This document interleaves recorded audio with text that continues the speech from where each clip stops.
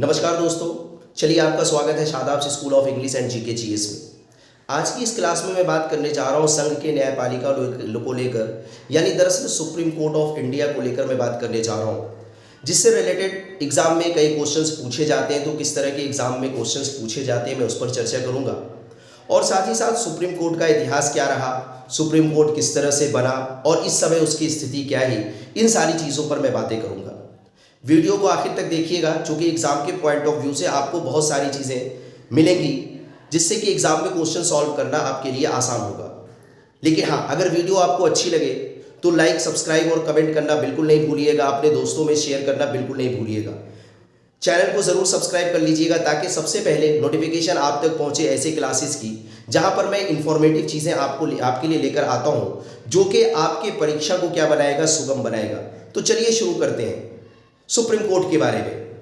जैसा कि हम सभी लोग जानते हैं कि हमारे संविधान में आर्टिकल 124 से लेकर 146 तक, यानी भारतीय संविधान के भाग 5 में जो है सुप्रीम कोर्ट के बारे में बात की गई है, जो कि अनुच्छेद 124 से 146 तक बताई गई है।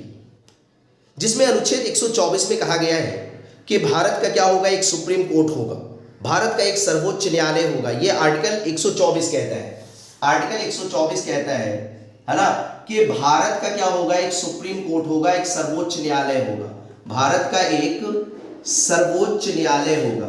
समझिएगा इस बात को, सर्वोच्च न्यायालय होगा, ठीक है।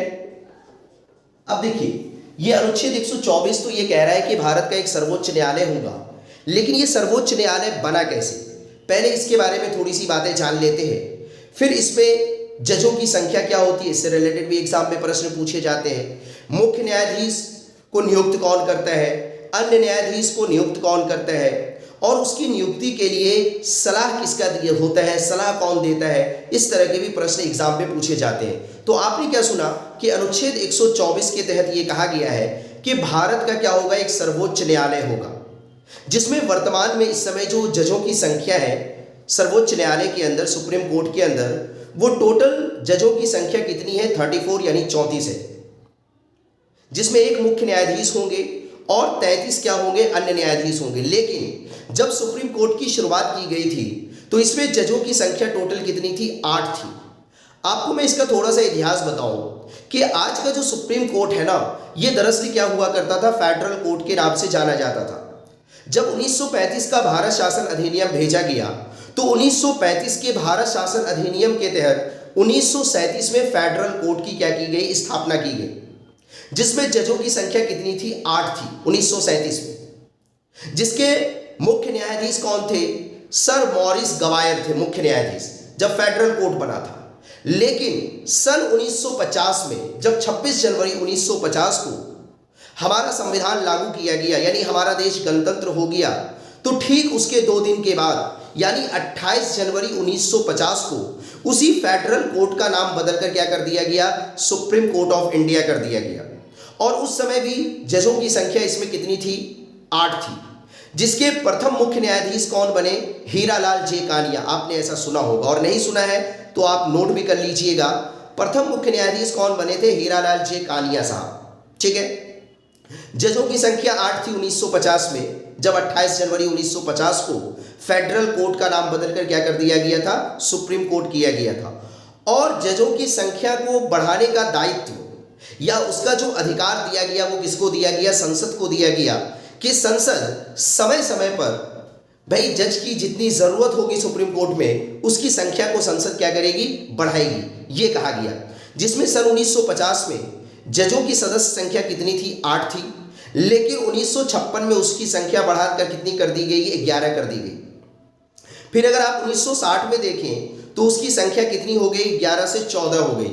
फिर 1978 में जजों की संख्या कितनी कर दी गई, 18 कर दी गई। और फिर अगर आप 86 में देखें तो 1986 में सुप्रीम कोर्ट में जजों की संख्या कितनी हो गई, तो आपको पता होना चाहिए 26 हो गई। फिर 1986 के बाद 2009 में फिर संशोधन किया गया, और 2009 में उसकी संख्या बढ़ाकर कितनी कर दी गई, 31 कर दी गई। और फिर 10 साल के बाद 2019 में उसकी संख्या बढ़ाकर कितनी कर दी गई, 34 कर दी गई। और इस समय वर्तमान में जो सुप्रीम कोर्ट में जजों की संख्या है वो कितनी है, 34 है, जो कि 2019 से लगातार चला आ रहा है। तो समय समय पर संसद ने जो है सुप्रीम कोर्ट में, है ना, जजों की संख्या का बढ़ाने का काम किया। ठीक है, तो इस समय टोटल संख्या कितनी है, 34 है। अब बात आती है कि सुप्रीम कोर्ट के मुख्य न्यायाधीश की नियुक्ति कौन करता है या सुप्रीम कोर्ट के अन्य न्यायाधीश की नियुक्ति कौन करता है। तो आपको पता होना चाहिए, हमारे संविधान का अनुच्छेद 124 का 2 कहता है कि राष्ट्रपति जो है वो मुख्य न्यायाधीश की भी नियुक्ति करेंगे और अन्य न्यायाधीश की भी नियुक्ति कौन करेंगे, राष्ट्रपति करेंगे। लेकिन हाँ, मुख्य न्यायाधीश की जो नियुक्ति राष्ट्रपति करेंगे उसकी सलाह कौन देगा, तो आपको पता होना चाहिए कि उसकी सलाह प्रधानमंत्री देंगे और अन्य न्यायाधीश की नियुक्ति करने की सलाह जो राष्ट्रपति को देंगे वो सुप्रीम कोर्ट के मुख्य न्यायाधीश देंगे। ये आपको पता होना चाहिए। यानी मुख्य न्यायाधीश की नियुक्ति अनुच्छेद 124 का 2 कहता है, समझिएगा, अनुच्छेद 124 का 2 कहता है कि मुख्य न्यायाधीश एवं अन्य न्यायाधीश की नियुक्ति राष्ट्रपति द्वारा की जाएगी। मुख्य न्यायाधीश, है ना, मुख्य न्यायाधीश एवं अन्य न्यायाधीश की नियुक्ति राष्ट्रपति द्वारा की जाएगी। राष्ट्रपति, है ना, राष्ट्रपति द्वारा की जाएगी। समझिएगा इस बात को। अनुच्छेद 124 का 2 कहता है कि मुख्य न्यायाधीश की नियुक्ति एवं अन्य न्यायाधीश की नियुक्ति किसके द्वारा की जाएगी, राष्ट्रपति द्वारा की जाएगी। लेकिन हाँ, राष्ट्रपति द्वारा नियुक्ति तो की जाएगी, लेकिन उसकी सलाह कौन देगा, तो याद रखिएगा, मुख्य न्यायाधीश की नियुक्ति की सलाह कौन देंगे, प्रधानमंत्री। इसकी सलाह कौन देंगे, प्रधानमंत्री की सलाह पर मुख्य न्यायाधीश नियुक्त किए जाएंगे। और अन्य न्यायाधीश की जो नियुक्ति होगी वो मुख्य न्यायाधीश की सलाह पर, अन्य न्यायाधीशों की जो नियुक्ति होगी वो मुख्य न्यायाधीश की सलाह पर, समझिएगा, मुख्य न्यायाधीश की सलाह पर। तो अन्य न्यायाधीश की नियुक्ति करने की सलाह कौन देता है, जो कि इस समय वर्तमान में 33 अन्य न्यायाधीश है और एक मुख्य न्यायाधीश होंगे। टोटल जजों की संख्या कितनी है सुप्रीम कोर्ट में, 34 है। तो प्रधानमंत्री मुख्य न्यायाधीश को नियुक्त करने की सलाह देंगे राष्ट्रपति को, और मुख्य न्यायाधीश की सलाह पर अन्य न्यायाधीश को राष्ट्रपति क्या करेंगे, नियुक्त करेंगे, अनुच्छेद 124 के 2 के तहत। यहां तक बात आपसे समझ लिया। अब देखिए 124 का 3 हमें समझना है कि भाई जो सुप्रीम कोर्ट में न्यायाधीश नियुक्त किए जाएंगे, चाहे वो मुख्य न्यायाधीश हो चाहे वो अन्य न्यायाधीश हो, उसकी कुछ योग्यता तो होगी। तो अनुच्छेद 124 के 3 में उसकी योग्यता बताई गई है। अनुच्छेद 124 में योग्यताएं, है ना, योग्यताएं, है ना, कि जजों की नियुक्ति की योग्यता क्या होगी सुप्रीम कोर्ट के अंदर। तो आपको पता होना चाहिए सुप्रीम कोर्ट के अंदर जो जजों की नियुक्ति होगी उसकी योग्यता जो होगी वो क्या होगी, वो भारत का नागरिक होना चाहिए। सबसे पहली बात भारत का नागरिक होना चाहिए। दूसरी बात ये कि वो 5 साल जो है हाई कोर्ट में जज रहे हो या 10 साल उन्होंने वकालत की हो, दूसरी बात। तीसरी बात ये कि उनकी आयु जो है वो कितनी हो, 65 वर्ष से कम हो। आयु 65 वर्ष से क्या हो, कम हो, लेकिन सैद्धांतिक रूप से उनकी आयु कितनी हो, 55 हो। 65 वर्ष से कम हो और सैद्धांतिक रूप से उनकी आयु कितनी हो, 55 हो। दूसरा ये कि आपके मन में एक बात आ रही होगी कि आपने कभी सुना होगा आयु को लेकर कि 62 वर्ष 62 ईयर्स, लेकिन अभी मैं कह रहा हूं आपके सामने कि 65 साल से कम हो। तो ऐसा कब हुआ, तो आपको पता होना चाहिए 15वां संविधान संशोधन करके 62 वर्ष से क्या कर दिया गया, 65 वर्ष कर दिया गया। पहले क्या था, 62 वर्ष था, अब क्या कर दिया, 65 वर्ष कर दिया। ठीक है, तो ये बात नोट कर लीजिएगा, 15वां संविधान संशोधन करके। तो योग्यता में क्या होगी, भारत का नागरिक हो, भारत का नागरिक सबसे पहली चीज। दूसरा ये कि 5 साल हाई कोर्ट, है ना, हाई कोर्ट में जज या 10 साल वकालत, या 10 साल वकालत किया हो ये, और आयु जो है 65 वर्ष से कम हो, 65 वर्ष से कम आयु का हो। हालांकि पहले ये क्या था, 62 वर्ष था, लेकिन अब क्या कर दिया गया है, 65 वर्ष कर दिया गया, 15वें संविधान संशोधन के तहत किया गया था। अब इस समय क्या है, 65 वर्ष। ठीक है, तो इस बात को याद रखिएगा। तो योग्यता ये, तो जिस बंदे के अंदर ये योग्यता होगी वही क्या बन सकता है, सुप्रीम कोर्ट का जज बन सकता है। याद रखिएगा, भारत का नागरिक हो, 5 साल हाईकोर्ट में जज रहा हो, या 10 साल उसने वकालत की हो, या फिर 65 वर्ष से कम आयु का हो, और सैद्धांतिक रूप से उसकी आयु कितनी होनी चाहिए, 55 वर्ष। शायद यहाँ तक बातें आपको समझ में आ गई होगी। चलिए आगे बात करते हैं। अब योग्यता के बाद बारी आती है कि भाई सर्वोच्च न्यायालय में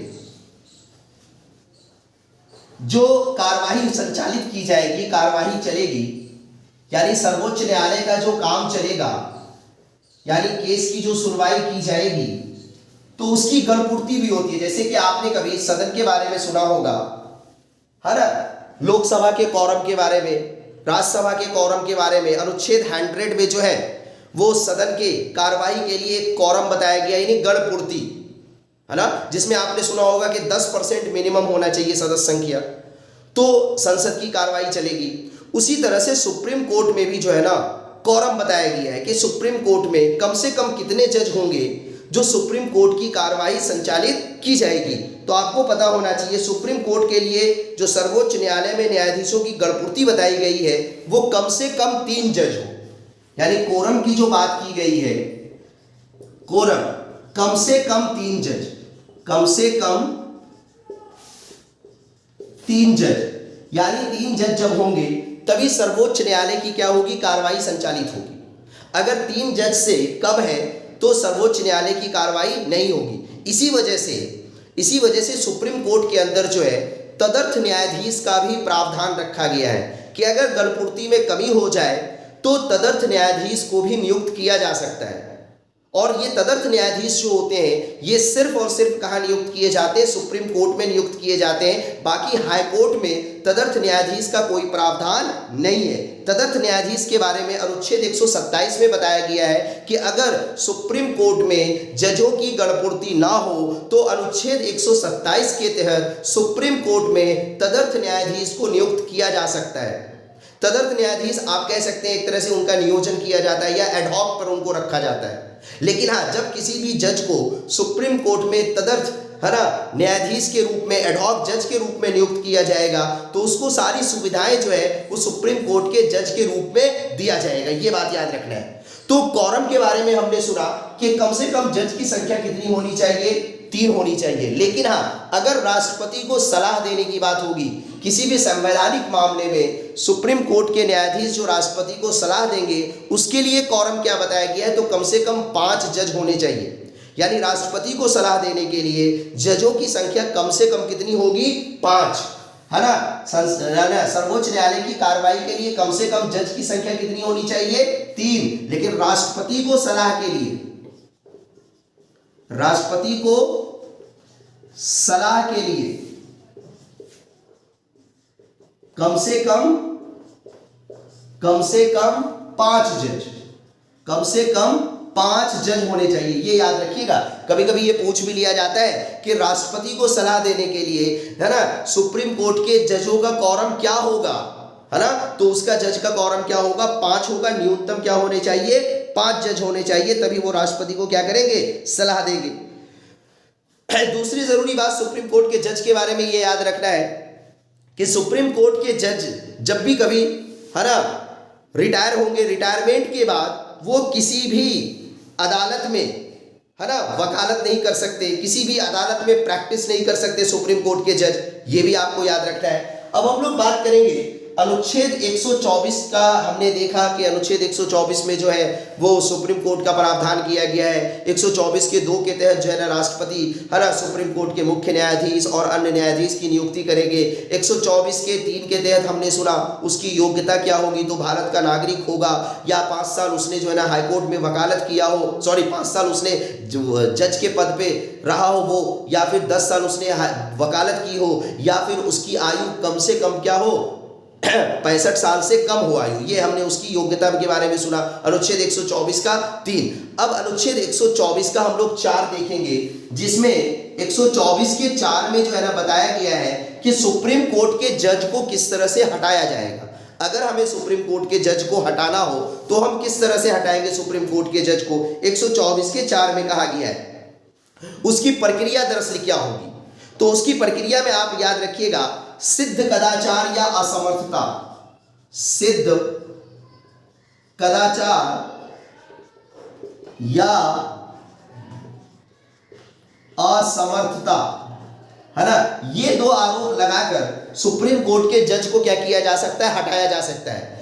जब कभी भी सुप्रीम कोर्ट के जज को हटाना होगा तो ये 2 तरह के आरोप लगेंगे। एक तो कदाचार का आरोप लगेगा उन पर, ठीक है, और दूसरा ये कि असमर्थता का आरोप लगाया जाएगा कि भाई वो अब काम करने में समर्थ नहीं है, या फिर कदाचार यानी उसने गलत कुछ किया है, ठीक है। तो ये 2 तरह के आरोप लगाए जाएंगे सुप्रीम कोर्ट के जज को उसके पद से हटाने के लिए। लेकिन हाँ, जब ये आरोप लगाया जाएगा और सुप्रीम कोर्ट के जज को हटाने की प्रक्रिया लाई जाएगी तो आपको पता होना चाहिए, है ना, संसद के दोनों सदन में, लोकसभा में भी राज्यसभा में भी क्या लाया जाएगा, प्रस्ताव लाया जाएगा और उसे प्रभावी बहुमत से पारित कराना होगा।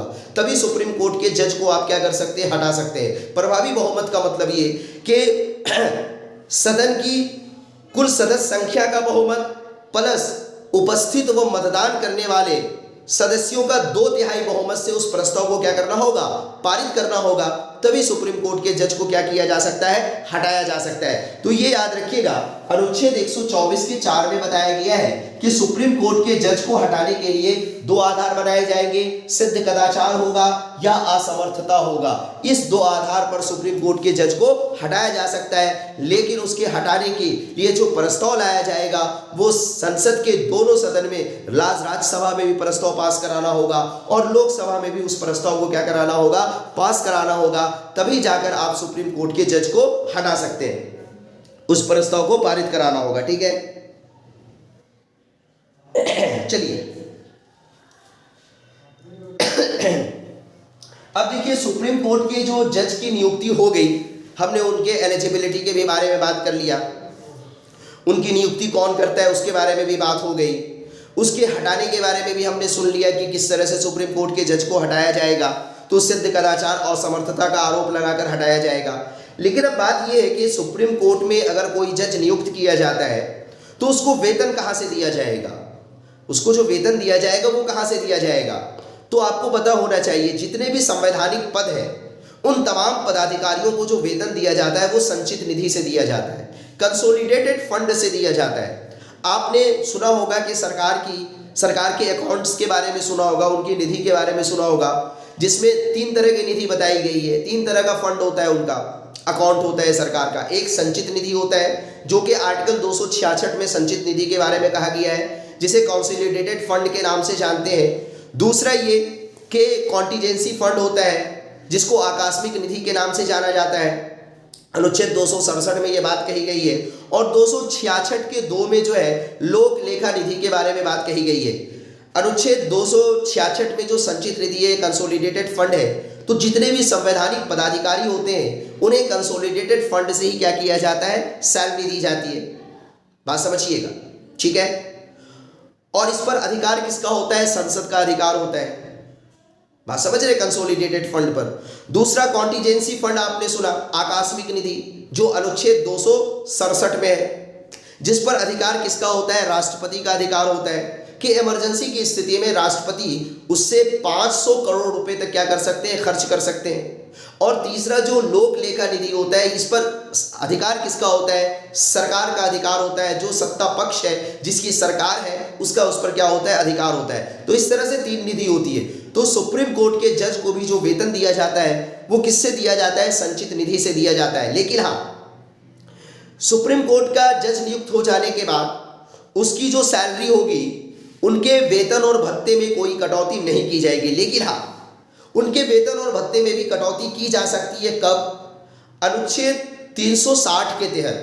आपने अनुच्छेद 360 पढ़ा होगा, जिसमें क्या कहा गया है? वित्तीय आपातकाल। अगर वित्तीय आपातकाल की घोषणा हो जाए, वित्तीय आपातकाल लग जाए, तो फिर उस समय सुप्रीम कोर्ट के जजों के वेतन में भी कटौती की जा सकती है। ये सिर्फ एक कंडीशन होती है जहां पर सुप्रीम कोर्ट के जजों के वेतन में कटौती की जा सकती है, जब वित्तीय आपातकाल की क्या हो जाए? घोषणा हो जाए, अनुच्छेद 360 के तहत। अदरवाइज कभी भी सुप्रीम कोर्ट के जज या मुख्य न्यायाधीश के वेतन में कोई कटौती नहीं की जाएगी जब तक वो रिटायर ना हो जाए। ठीक है, चलिए यहां तक हम लोगों ने बात समझ लिया।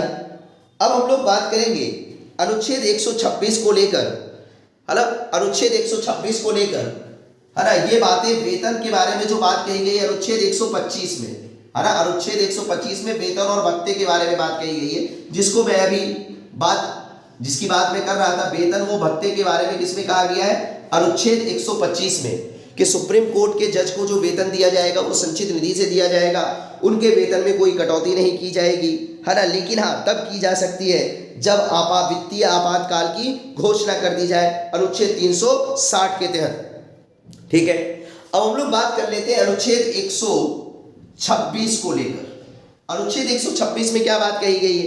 अनुच्छेद 126 में कहा गया है कि मुख्य न्यायाधीश अगर उपस्थित ना हो, बल्कि वो अनुपस्थित हो, है ना, तो जो सुप्रीम कोर्ट के वरिष्ठतम न्यायाधीश होंगे वो क्या करेंगे? मुख्य न्यायाधीश का कार्य करेंगे। ये अनुच्छेद 126 में कहा गया है। यानी मुख्य न्यायाधीश की अनुपस्थिति पर या पद रिक्त होने पर वरिष्ठतम न्यायाधीश उसका कार्यभार संभालेंगे। यानी मुख्य न्यायाधीश की अनुपस्थिति में वरिष्ठतम, है ना, वरिष्ठतम न्यायाधीश कार्य संभालेंगे। समझिएगा, यानी जब मुख्य न्यायाधीश उपस्थित ना हो या किसी वजह से मुख्य न्यायाधीश का पद क्या हो गया हो? खाली हो गया हो, तो इन दोनों परिस्थितियों में मुख्य न्यायाधीश की जो कार्य है उसकी कमान कौन संभालेंगे? जो सुप्रीम कोर्ट के क्या होंगे? वरिष्ठतम न्यायाधीश होंगे, वो उसके कार्यभार को संभालेंगे। 126 में ये कहा गया है। और 127 में जो बातें कही गई, आर्टिकल 127 में, अनुच्छेद 127 में, मैं अभी थोड़ी देर पहले भी बोल रहा था, तदर्थ न्यायाधीश को लेकर। अनुच्छेद 127 में तदर्थ न्यायाधीश, है ना, तदर्थ न्यायाधीश का प्रावधान है। अनुच्छेद 127 में क्या है? तदर्थ न्यायाधीश का प्रावधान है। तदर्थ न्यायाधीश, अभी मैं बोल रहा था कि तदर्थ न्यायाधीश का मतलब वो जज होते हैं जिनको एडहॉक के रूप में क्या किया जाता है? सुप्रीम कोर्ट में अपॉइंट किया जाता है। समझ रहे बात?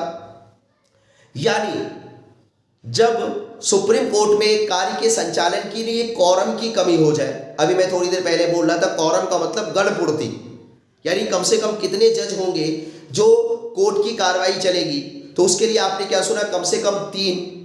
अगर उसकी कमी हो जाए, जैसे मान लिया जब बहुत सारे केसेस आ गए सामने, है ना, बहुत सारे बेंचेस में सुनवाई हो रही है, तो हो सकता है कि कभी जज की क्या हो जाए? कमी हो जाए। तो उस सूरत में आर्टिकल 127 इस बात की इजाजत देता है कि सुप्रीम कोर्ट के अंदर जो है ना, तदर्थ न्यायाधीश, जिसको आप इंग्लिश में कहेंगे एडहॉक जज, उसकी नियुक्ति की जा सकती है ना। और कभी कभी ये पूछ भी लिया जाता है कि तदर्थ न्यायाधीश की नियुक्ति कहाँ की जा सकती है? सुप्रीम कोर्ट में, हाई कोर्ट में, या फिर जो है ना जिला न्यायालय में, है ना, यानी सबॉर्डिनेट कोर्ट में, तो वहां पर आपका जवाब क्या होना चाहिए, सिर्फ और सिर्फ किसमें होगा, सुप्रीम कोर्ट में तदर्थ न्यायाधीश की नियुक्ति की जाएगी। सबॉर्डिनेट, है ना, कोर्ट में तदर्थ न्यायाधीश की नियुक्ति नहीं की जाएगी। हाई कोर्ट में तदर्थ न्यायाधीश यानी एडॉक जज की नियुक्ति नहीं की जाएगी। सिर्फ और सिर्फ कहाँ नियुक्ति की जाएगी, सुप्रीम कोर्ट में नियुक्ति की जाएगी। तो इस बात को ध्यान रखिएगा, और वो भी तब किया जाता है जब कोरम की क्या हो, पूर्ति ना हो सके, यानी गण पूर्ति ना हो सके।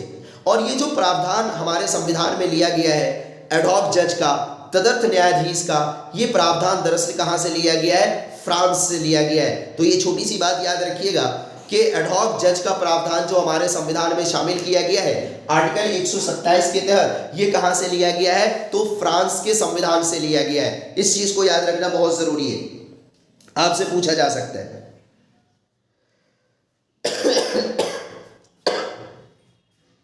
चलिए, तो अनुच्छेद 127 तक हम लोगों ने बात कर लिया। अब इसके आगे अनुच्छेद 128 को हम लोग देख लेते हैं। अनुच्छेद 128 में कहा गया है कि मुख्य न्यायाधीश को यह अधिकार है कि जो रिटायर्ड जज है, ठीक है, वो दोबारा उसे सुप्रीम कोर्ट के अंदर नियुक्त कर सकते हैं, लेकिन हाँ, उसके लिए राष्ट्रपति की स्वीकृति लेना क्या होगा, अनिवार्य होगा। यानी सुप्रीम कोर्ट के जज को, मुख्य न्यायाधीश को, सुप्रीम कोर्ट के मुख्य न्यायाधीश को यह अधिकार दिया गया है कि जो सुप्रीम कोर्ट के रिटायर्ड जज है उनकी नियुक्ति वो कर सकते हैं, लेकिन हाँ, उसके लिए राष्ट्रपति से क्या लेनी पड़ेगी, स्वीकृति लेनी पड़ेगी, तभी वो, है ना, रिटायर्ड जज को क्या कर सकते हैं, नियुक्त कर सकते हैं सुप्रीम कोर्ट के अंदर। लेकिन हाँ, ये प्रावधान हाई कोर्ट के लिए नहीं है, हाई कोर्ट के लिए ये बात नहीं कही गई है, ठीक है, इस बात को ध्यान में रखिएगा। तो 128 में कहा गया है अवकाश प्राप्त न्यायाधीश की नियुक्ति, अनुच्छेद 128 में बताया गया है अवकाश प्राप्त न्यायाधीश की नियुक्ति, अनुच्छेद 128 में।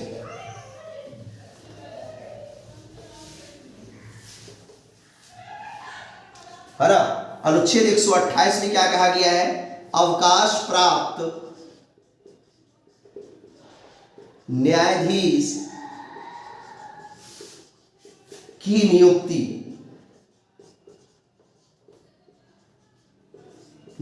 का प्रावधान।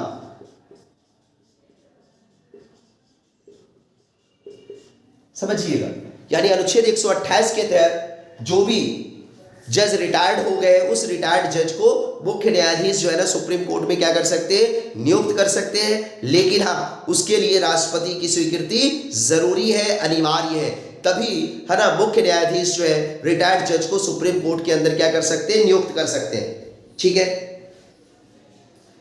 अनुच्छेद 129 आपको याद रखना है कि सर्वोच्च न्यायालय एक अभिलेख न्यायालय है। अनुच्छेद 129 में क्या कहा गया है,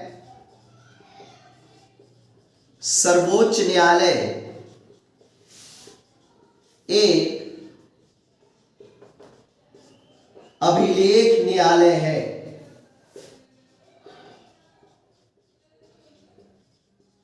याद रखिएगा, ये इंपॉर्टेंट है, इसको याद रखिएगा कि सर्वोच्च न्यायालय एक अभिलेख न्यायालय है। और इससे पहले जो 127 मैंने आपके सामने कहा, तदर्थ न्यायाधीश के बारे में कहा, वो भी इंपॉर्टेंट है, वो भी अनुच्छेद आपको याद रखना है। बाकी, है ना, जज के जो एलिजिबिलिटी की बात कही गई है ना, योग्यता की बात कही गई है 124 के 3 में, वो अनुच्छेद याद रखना है। हटाने की प्रक्रिया जो अभी मैंने आपको बताया 124 के 4 में, वो बात आपको याद रखनी है। तो ये कुछ इंपॉर्टेंट बातें आपको याद रखनी है। 129 में ये कहा गया है कि सर्वोच्च न्यायालय जो होगा ना, वो एक अभिलेख न्यायालय होगा। अभिलेख न्यायालय का मतलब क्या है, कि अभिलेख न्यायालय का मतलब ये है कि सर्वोच्च न्यायालय ने जितने भी केसेस पर फैसले सुनाए होंगे, है ना, जो भी फैसले सुनाए होंगे वो ऑन रिकॉर्ड रहता है, उसका रिकॉर्ड रखा जाता है। अगर हाई कोर्ट में कोई इस तरह का केस आ जाता है या अधीनस्थ न्यायालय में कोई इस तरह का केस आ जाता है, समझिएगा, यानी निचली अदालत में, तो उस तरह के मामले में निचली अदालत जो है वो सुप्रीम कोर्ट के द्वारा दिए गए फैसले को क्या कर सकता है, रिव्यू कर सकता है, और रिव्यू करके उस आधार पर वो अपना क्या करेगा, फैसला करेगा। इसी वजह से हमारे देश में जो है ना, सुप्रीम कोर्ट को एक अभिलेख न्यायालय कहा गया है, और उसके बाद हाई कोर्ट को भी एक अभिलेख न्यायालय कहा गया है कि अगर हाई कोर्ट से नीचे है ना, जो अधीनस्थ न्यायालय है उसमें अगर उस तरह का कोई मामला फंसता है तो वो हाईकोर्ट के द्वारा दिए गए फैसले को रिव्यू करके उस आधार पर क्या कर सकता है, फैसला सुना सकता है। और हाईकोर्ट में अगर कोई मामला फंसता है तो सुप्रीम कोर्ट के द्वारा दिए गए निर्णय के आधार पर, है ना, वो फैसला सुना सकता है। तो इसी वजह से ये चीज जो है ना 129 अनुच्छेद जो है ना, ये कहीं ना कहीं एक कोर्ट के बीच जो है ना एक तरह से संबंध को भी दर्शाता है ना, कि अधीनस्थ न्यायालय का संबंध किससे है, हाईकोर्ट से, और हाईकोर्ट का संबंध किससे है ना, सुप्रीम कोर्ट से। यानी ऊपर सुप्रीम कोर्ट से लेकर नीचे अधीनस्थ न्यायालय तक सभी एक कड़ी से के समान क्या एक दूसरे से जुड़े हुए हैं, ये इस संबंध को भी दिखाता है। तो याद रखिएगा अनुच्छेद 129 कहता है कि सर्वोच्च न्यायालय एक अभिलेख न्यायालय होगा। बात समझिएगा। अनुच्छेद 130 आपको जानने की जरूरत नहीं है। अनुच्छेद 130 में जो है ना उच्चतम न्यायालय के स्थान के बारे में बात कही गई है ना। ऐसे मैं लिख दे रहा हूं, अनुच्छेद 130 इंपोर्टेंट नहीं है, बस ये है कि उच्चतम न्यायालय जो है, उच्चतम न्यायालय का स्थान, है ना, इसके बारे में कहा गया है कि उच्चतम न्यायालय का स्थान कहां होगा। तो याद रखिएगा कि उच्चतम न्यायालय का स्थान कहां होगा, राजधानी में होगा, राष्ट्रपति ऑफिस के नजदीक होगा। ये बात याद रखिएगा। क्यों? इसलिए कि राष्ट्रपति को सलाह देने का काम कौन करते हैं, जज करते हैं सुप्रीम कोर्ट के। जैसा कि अभी हम लोगों ने सुना भी था कि सुप्रीम कोर्ट के जज जो राष्ट्रपति को सलाह देंगे तो उसमें कितने जज होने चाहिए, उसका कॉरम क्या होना चाहिए। तो आपने अभी थोड़ी देर पहले सुना था कि उसका कॉरम कम से कम कितना होना चाहिए, 5 होना चाहिए, ऐसा सुना था आपने। तो इसके स्थान के बारे में जो बताया गया है सुप्रीम कोर्ट को लेकर अनुच्छेद 130 के तहत कि सुप्रीम कोर्ट का जो स्थान होगा वो राजधानी में होगा, और साथ ही साथ सुप्रीम कोर्ट जो होगा वो राष्ट्रपति के ऑफिस के करीब होगा, उसके नजदीक होगा।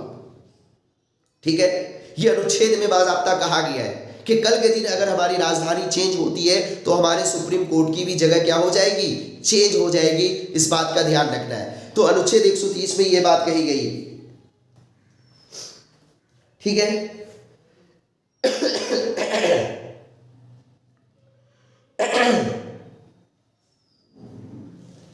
चलिए अनुच्छेद 132 और 33 आपके लिए महत्वपूर्ण है ना। अनुच्छेद 132 और अनुच्छेद 133 इसके बारे में जान लेते हैं। अनुच्छेद 132 में क्या कहा गया है, वो कहा गया है कि संवैधानिक मामलों में कम से कम 5 जजों की खंडपीठ होगी।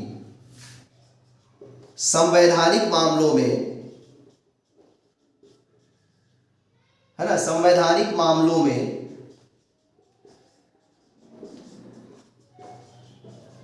5 जजों की खंडपीठ,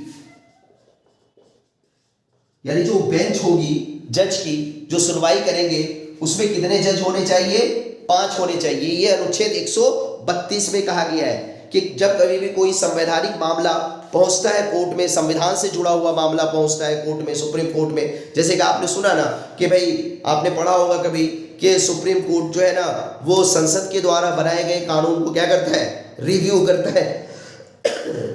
और अगर कोई कानून ऐसा लगे कि वो जनता के विरुद्ध है या फिर जो है ये ऐसा नहीं होना चाहिए, तो सुप्रीम कोर्ट के पास ये शक्ति है कि संसद के द्वारा बनाए गए कानून को नल एंड वॉइड करार दे सकता है। इस तरह से सुप्रीम कोर्ट का एक तरह से नियंत्रण साबित किया गया है, नियंत्रण की बनाया गया है किस पर, संसद पर, कि संसद अपने मन मर्जी से कोई कानून वैसा ना बना सके। तो सुप्रीम कोर्ट में जब कोई ऐसा संवैधानिक मामला जाएगा जिसकी सुनवाई की जाएगी तो उस खंडपीठ में जो जजों की संख्या होनी चाहिए वो कितनी होनी चाहिए, 5 होनी चाहिए। लेकिन आगे जो है ना अन्य मामलों के लिए भी कहा गया है कि अन्य मामले जो होंगे, अन्य मामलों के लिए सदस्य संख्या कितनी होनी चाहिए, तो 3 होनी चाहिए। सिविल मामलों के लिए 3 होनी चाहिए। जैसा कि अभी शुरुआत में हमने सुना भी कि जज का जो कॉरम माना जाता है वो क्या होता है, 3 माना जाता है कॉरम। ठीक है, इतनी बात क्लियर हो गई। तो अनुच्छेद 132 याद रखिएगा कि संवैधानिक मामले में जो खंडपीठ में जज की संख्या होगी वो कितनी होगी, तो 5 होगी। ठीक है, और बाकी अनुच्छेद 136, 37, 38 इन सब में बहुत बड़ी बातें नहीं कही गई है, बस आप ऐसे ही सुन लें कि अनुच्छेद 136 में कहा गया है कि उच्च न्यायालय द्वारा दिए गए निर्णय को वो क्या कर सकता है, सुप्रीम कोर्ट रद्द कर सकता है। तो जाहिर सी बात है सुप्रीम कोर्ट है तो उच्च न्यायालय के दिए गए निर्णय को वो रद्द कर सकता है आराम से, कोई दिक्कत नहीं है। अनुच्छेद 137 में कहा गया है कि निर्णय का पुनर्वलोकन भी कर सकता है। वो सुप्रीम कोर्ट अपने ही निर्णय को फिर से रिव्यू भी कर सकता है। ये 137 में बात कही गई है। 138 में कहा गया है कि कोई भी मामला जो उच्च न्यायालय में चल रहा हो उसे अपने अंतर्गत सुप्रीम कोर्ट क्या कर सकता है, ले सकता है। 138 में ये बात कही गई है। तो इन अनुच्छेद में कोई बहुत बड़ी बात नहीं है, इन अनुच्छेद को याद करने की ज़रूरत नहीं है ना। इससे पहले जो एलिजिबिलिटी या फिर जो है ना हटाने की प्रक्रिया या योग्यता या फिर जो है ना नियुक्ति, ये जो अनुच्छेद मैंने आपके सामने कहा वो अनुच्छेद दरअसल आपको एग्जाम के पॉइंट ऑफ व्यू से क्या करना है, याद रखना है ना। और अभी जो आपने सुना था थोड़ी देर पहले, है ना, कि राष्ट्रपति को मुख्य न्यायाधीश या फिर जो सुप्रीम कोर्ट के जज होंगे, है ना, वो क्या करेंगे, सलाह देने का काम करेंगे।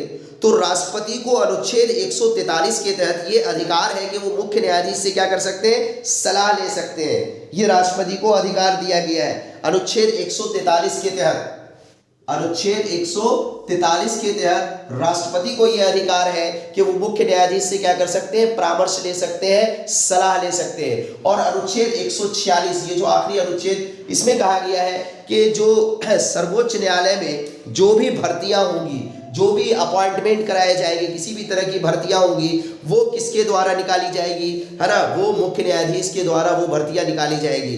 तो इस तरह से सुप्रीम कोर्ट के बारे में इन तमाम अनुच्छेद में बताया गया है, जिसके माध्यम से मैंने आपको बताने और समझाने की कोशिश की। उम्मीद कि आपको ये क्लास अच्छी लगी होगी, है ना। चैनल को सब्सक्राइब कर लीजिएगा, बेल आइकन प्रेस कर लीजिएगा, ताकि इस तरह की जो इन्फॉर्मेटिव क्लासेस वगैरह है वो आप तक आसानी से पहुंचती रहे। Okay, thank you. आपका दिन मंगलमय हो।